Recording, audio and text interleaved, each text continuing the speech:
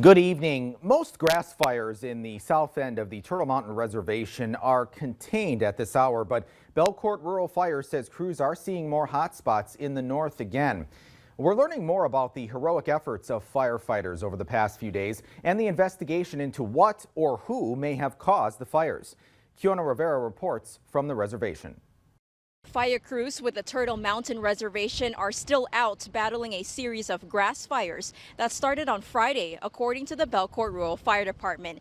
Chairman Jamie Azure also told us that the governor just approved for 2 helicopters to come and assist with the fires. Spokesperson Jenna Parisian, who's also a firefighter herself for Belcourt Rural, says it's unclear on how many acres have been burned because there are still many spot fires, mostly in the north side of town. She says some schools in Belcourt were closed today due to water shortages, and some residents have little to no water. 3 firefighters were rushed to the ER Sunday due to heat exhaustion and dehydration, but Parisian says they're back out on the field Monday. She adds they do have some leads on what may have caused the fire, including the potential involvement of suspects who are now in custody for intentionally setting it. We had believed that these were set intentionally, and we put it out to the public that if you're seeing something, you need to say something, and that remains.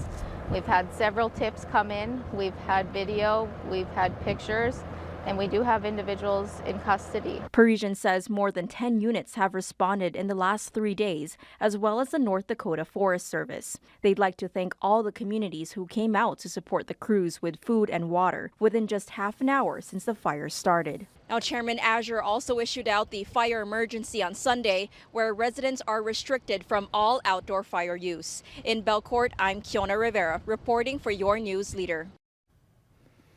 Also, roughly 350 acres of land burned in the southeastern border of Rolla yesterday. That's according to Rolla's fire chief, Brad Ebensteiner. As of today, the chief says the fire is 100% contained and they were able to save most structures. 3 families' farm and pasture lands were impacted, but thankfully no one was hurt. City officials first received a call from a resident about this fire around 2:30 in the afternoon. Police officers went door to door encouraging residents to evacuate, but no official evacuation order was issued. Ebensteiner says it took a team of 10 units, 80 firefighters, and 7 hours to fully contain the fire that was just yards away from people's homes, the sports complex, and even in the local dealership. We needed to make sure all hotspots were out because we're so close to town, and there is a lot more on the eastern side of town that is more wildland and grassland, so we could not have any embers come up. Now, they're unsure on what may have caused this fire, but Ebensteiner says they know it started in the city's compost pile, which hasn't burned in about 8 months now. The Rolla community would like to thank all the neighboring towns who assisted with putting out the fires, as well as the entire community for coming together to donate food and drinks for the firefighters. And we do thank them for their efforts over the past few days during this season.